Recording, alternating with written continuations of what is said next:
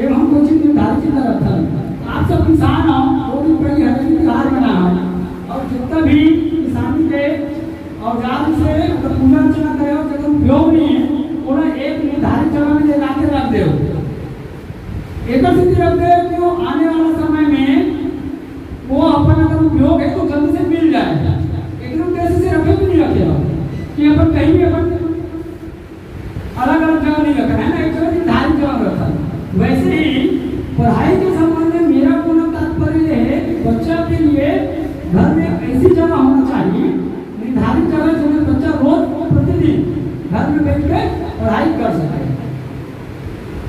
अब एकदम जरूरत लागू पड़ गई, जरूरत यूनिवर्सिटी पड़ गई कि मानेंगे कि अगर बच्चा साल में भी या स्कूल घर में एक निर्धारित जगह में अगर एकाग्रता बढ़े और जो उसका लर्निंग पावर है वो ज्यादा है, बच्चों की सर्वांगीण विकास और मेरा प्राथमिक है, मैं बता रही हूँ छात्र दिनचर्या, यानी कि छत्तीसगढ़ी में बोले कि दिन भर के काम है ना, दिन भर सुबह से लेकर के शाम तक के काम कि हम लोग क्या क्या करते हैं।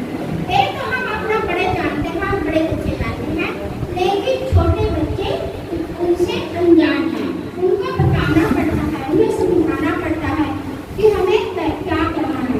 तो इसके लिए सिर्फ शिक्षक ही नहीं, ना पालक ही नहीं, इन दोनों को मिलकर काम करना है कि बच्चे की दिनचर्या सुबह से शाम तक उन्हें क्या करना है, किस समय सोना है, जानना है, किस समय पढ़ना है, लिखना है, खेलना भी है, उसकी लाइफ में और समझना भी है ना। मैडम ने भी बताई है कि मोबाइल से दूर रहो। 100% बात सत्य है कि बच्चों को हमेशा मोबाइल से ही दूर रखना चाहिए। टीवी अगर कुछ समय के लिए दिखा तो वो भी वो सही है, क्योंकि उन लोगों की माइंड ठीक होती है, लेकिन हर समय टीवी भी अच्छी नहीं है। अब मेरी दिनचर्या आगे बनता है समय सारणी, किसी का भी हो, सुबह से उठना है, क्या करना है, कैसे करना है। इस स्कूल का हम 3 मुख्य स्तंभ है, हम तीनों अगर सजग रहे तो बच्चे का सर्वांगीण और हमें पालक से बहुत सहयोग कम मिल रहा है, बच्चे स्कूल नहीं आ पाते हैं, जिससे बहुत सारी समस्याएं होती है। मैं अपने बात रखूंगा, बच्चे ने आज क्या सीखा, ये पेरेंट को ध्यान देना होगा। कैसे हमारे पास बच्चे आते हैं 10 से 4 बजे और हमारे से ज्यादा समय तक वो बच्चे आपके साथ रहते हैं, बच्चे ने क्या सीखा आप उसको पूछिए, घर में जाने के बाद पूछिए। मेगा बैठक रखा गया है, इसका मुख्य उद्देश्य यही है कि हम पालक और शिक्षक मिलकर बच्चे के ही बारे में चर्चा करना है, बच्चे का क्या समस्या है उसको हल करना है, उस समस्या को दूर करना है। तो इसी कड़ी में है कि बच्चा बोलेगा बेझिझक, कैसे बच्चा बेझिझक बोले। घर में तो बोलते ही है, स्कूल में भी बोलते हैं, लेकिन कुछ बच्चे ऐसे होते हैं जिसमें झिझक होते हैं। तो इसको हम लोग अपने स्तर पे करते हैं कि प्रार्थना स्थल है, जैसे वहाँ पर बुलाकर सभी बच्चों को बारी बारी से बुलवाते हैं। जैसे सुक्ति वाक्य है या और अच्छे अच्छे शब्द है, गीत है, उसको बुलवाने का अवसर देना, जिससे बच्चे का झिझक है वो दूर हो सके। इसके अलावा सार्वजनिक बोलने का मौका देना, इससे बच्चों में आत्मविश्वास बढ़ता है तथा संकोच वो दूर होता है। बोलने के अवसर प्रदान करना, विभिन्न विषयों पर अपने विचार साझा करने के लिए कहना। जैसे किसी बच्चे को हम पूछते हैं, कोई बच्चे जो अच्छे बोलते हैं, कई ऐसे बच्चे हैं कि हम लोगों को चुप कराना पड़ जाता है, अरे भाई देख। अब कई बच्चे ऐसे हैं कि जिसको हम लोग बार बार पूछते हैं फिर भी नहीं पता।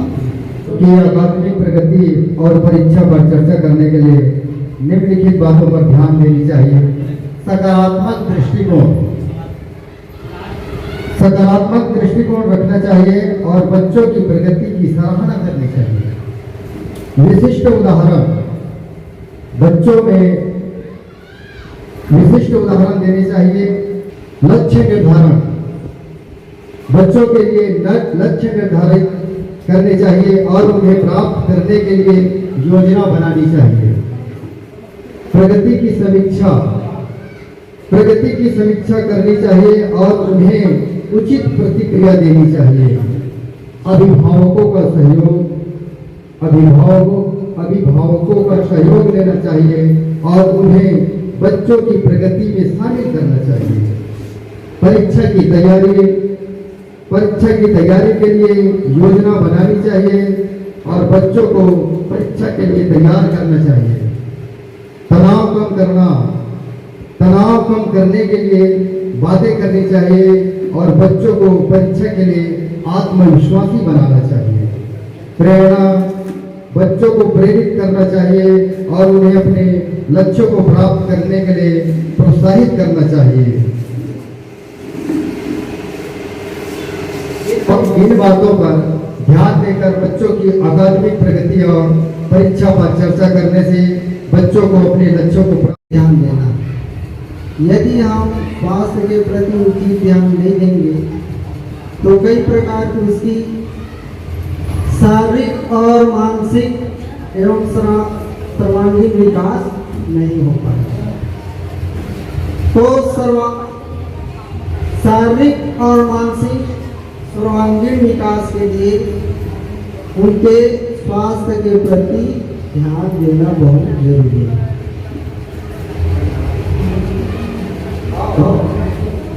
बच्चों को नियमित स्कूल भेजना, बच्चा घर में नहीं रहना चाहिए। एक और पॉइंट है, आयु कक्षा अनुरूप स्वास्थ्य परीक्षण करना। हमारे स्कूल में भी होता है छोटे छोटे बच्चों। ये 2020 में भारत सरकार द्वारा लाई गई एक महत्वपूर्ण शिक्षा से संबंधित योजना है, जिसमें अभी वर्तमान जो शिक्षा प्रणाली है उसमें थोड़ा सा परिवर्तन करने का प्रयास किया गया, जिसके माध्यम से हम शिक्षा को और बेहतर तरीके से आगे बढ़ा सकें। तो ये जो नई शिक्षा नीति है यह 5+3+3+4 के आधार पे इसको विभाजित किया गया है। मतलब पहली से लेकर वर्तमान में हम आंगनबाड़ी से लेकर 12वीं तक हम जान रहे हैं, उसी को एक नया रूप देने का प्रयास किया गया है। इसमें नया रूप दिया गया है। इसमें शुरू में बच्चे 5 साल तक बिना बैग के आएंगे, सिर्फ वो लोग स्कूल में आएंगे और कई सारी गतिविधियों के माध्यम से वो लोग सीखेंगे। जैसे वर्तमान में हम लिख कर ब्लैक बोर्ड में बोल कर सिखाते हैं, तो वही नीति है कि मतलब नाम थोड़ा सा परिवर्तन, जोड़ना घटाना सुनाना पेज मैदान के गतिविधि के माध्यम से बच्चों को सिखाएं या बच्चे स्वयं गतिविधि करके सीख सकते, उसको सिखाने चलकर स्वयं बच्चे वो गतिविधि कर सकते शिक्षा के तरफ। ये सब रखने की पद्धति को दूर करना, खेल खेल शिक्षा, मतलब खेल के माध्यम से बच्चे सीख सकते। इस शनिवार को ये सब कार्यक्रम किया जाता है, किया जा रहा है। प्रवास युवा जो पुराने घर में है, ये इसमें जो पुराने हम प्रवास समझ के रख दिए, उससे हम अन्य चीज बना सकते हैं। अब कैसे बनाना है वो शिक्षण पर हमारे नोडल श्रीमती मंडावी जी और विभिन्न पंचायत से आए हुए सरपंच और जनप्रतिनिधिगण, शाला समिति के अध्यक्ष सदस्य और हमारे 8वें स्कूल के संकुल के 8वें स्कूल के प्रभारी गण और हमारे शिक्षक साथियों और आंगनबाड़ी कार्यकर्ता, सहायिका, सचिव, आप सभी को मेरा नमस्कार। और आप लोगों के सहयोग से ये हमारा आज का कार्यक्रम बहुत ही अच्छी तरह सफल हुआ। इसके लिए मैं आप सबका आभारी हूँ। अभी हमारे शिक्षक साथियों ने सभी स्कूल से आए और अपना अपना बिंदु जो शासन के द्वारा निर्धारित किया गया था 12 बिंदु, अपने अपने बिंदु के अनुसार सभी के साथ आप लोगों के साथ चर्चा किए। आप लोगों ने भी इसके साथ सहयोगात्मक चर्चा किए। इसके लिए मैं बहुत बहुत आभारी हूँ और मुझे आशा है कि इन बिंदु के अनुसार परेशान करेंगे आपको। अब वो मोबाइल जो है, हालांकि वहाँ बहुत सारी ज्ञान की बातें हैं, गूगल जो है हर चीज सर्च करके देता है, लेकिन बच्चे गूगल में ज्ञान की बातें सर्च नहीं करते हैं।